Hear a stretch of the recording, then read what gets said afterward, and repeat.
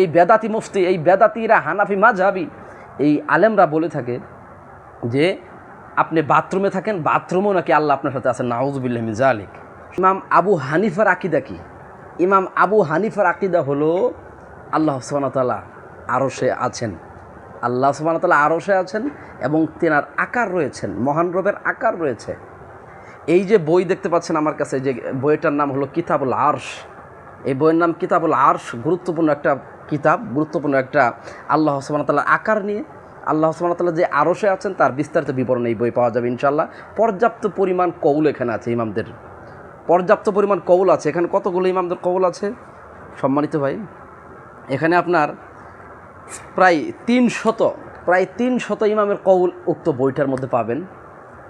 এখানে শুরুতে আমি বলছি আল্লাহ সুবহানাহু ওয়া তাআলার যে আকার রয়েছে, ইমাম আবু হানিফা রহিমাহুল্লাহ তিনি তার আকীদা তিনি প্রকাশ করেছেন না। আপনারা জানেন তো আল ফিকহুল আকবার, আল ফিকহুল আবসাত, গুরুত্বপূর্ণ আপনার আল্লাহ সুবহানাহু ওয়া তাআলার আকীদার ব্যাপারে 2টা বই রয়েছে ইমাম আবু হানিফার, তিনি সেখানে প্রকাশ করেছেন। তিনি সেখানে বলেছেন, আপনারা দেখেন, ওমান ক্বাল, যে ব্যক্তি বলে, ওমান ক্বাল আল্লাহ আরিফু রব্বি ফিস সামা আম ফিল আরদি ফাকাদ কাফার, যে ব্যক্তি বলে লা আরিফু রব্বি ফিস সামা, রব কি আরশে আসমানে আছেন নাকি জমিনে আছেন আমি জানি না, ফাকাদ কাফারা, সেই ব্যক্তি কুফরি করলো, সে ব্যক্তি কাফের হলো। লিআন্নাল্লাহ তাআলা, কেননা আল্লাহ সুবহানাহু ওয়া তাআলা বলেছেন আর রহমানু আলাল আরশি ইস্তাওয়া, রহমান তিনি আরশে আছেন।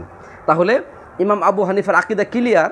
যে ব্যক্তি বলে আল্লাহ কি জমিনে নাকি আসমানে, যে ব্যক্তি বলে আল্লাহ কি জমিনে নাকি আসমানে এটা আমি জানি না, ওই ব্যক্তি কাফের। কেননা আল্লাহ কোরআনে বলছেন আর রহমান আলাল আরশি ইস্তাওয়া, রহমান তিনি আরশে আছেন। ক্লিয়ার?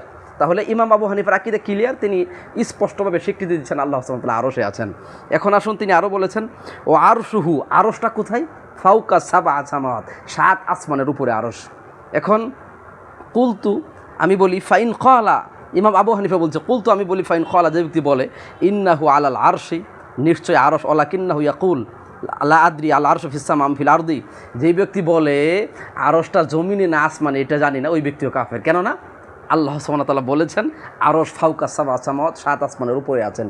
তাহলে আমি বলতে চাই এই বেদাতি মুফতি, বেদাতি মাওলানা, এই মুফতি বেলাল তিনি অপবিশ্লেষণ, তাহরিফ তাতিল করে জাতিকে বিভ্রান্তর দিকে ঠেলে দিচ্ছেন, জাতির মানহাজকে নষ্ট করতেছেন। কোনো ব্যক্তি যদি বলতে চায় আল্লাহ সুবহানাহু ওয়া তাআলা সর্বত্র বিরাজমান, তাহলে ওই ব্যক্তি হিন্দুদের আকীদা পোষণ করেছে। ভাই, এখান থেকে অনেক ইমামদের কওল আছে, আমি আপনাকে সংক্ষিপ্ত সময় নিয়ে ভিডিও বানাচ্ছি, আমি সংক্ষিপ্ত আপনাকে তথ্য দিতে যাচ্ছি। এখন আসুন 2টা আয়াতের ব্যাপারে কথা বলি। সম্মানিত ভাই, আল্লাহ সুবহানাহু ওয়া তাআলা সূরাতুল বাকারাতে বলেছেন ওয়ালিল্লাহিল মাশরিক ওয়াল মাগরিব, তোমরা পূর্ব এবং পশ্চিম আল্লাহর জন্য, ফাইনামা তুয়াল্লু ফাসাম্মা ওয়াজহাল্লাহ, তোমরা যেদিকে তাকাও তোমার রবের চেহারা দেখতে পাবে। এটা আল্লাহ সুবহানাহু ওয়া তাআলা আকারকে স্বীকৃতি দিচ্ছে। এখন আল্লাহ সুবহানাহু ওয়া তাআলা চেহারা যেদিকে তাকায় সেদিকে দেখা যাবে, তাহলে এটা কেমন কি প্রমাণ করে? আল্লাহ সুবহানাহু ওয়া তাআলার আকার রয়েছে।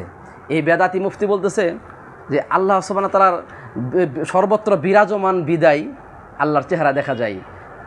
আমি তাকে বলতে চাই আল্লাহ সুবহানাহু ওয়া তাআলার সত্তাগতভাবে তিনি তার বাস্তবিক দেহ নিয়ে, তিনি তার বাস্তবিক আকার নিয়ে সব জায়গায় বিরাজমান না। আল্লাহ সুবহানাহু ওয়া তাআলা লিল কুদরা, আল্লাহর সক্ষমতা, আল্লাহর শক্তি, আল্লাহর জ্ঞান সব জায়গাতে বিরাজমান, কিন্তু আল্লাহ স্বয়ং তিনি নিজে আর রহমান আলাল আরশি ইস্তাওয়া, তিনি আরশে আজিম আছেন।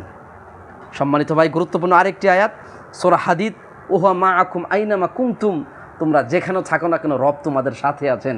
উক্ত আয়াত কি বলে জানেন? উক্ত আয়াত প্রমাণ করে তোমরা যেখানে থাকো না কেন মহান রব তোমাদের সাথে আছে। এটা হলো আল্লাহর জ্ঞানগতভাবে, আল্লাহ নিজে স্বয়ং আপনার সাথে থেকে আপনার সাথে আছেন, বিষয়টা এরকম না। সম্মানিত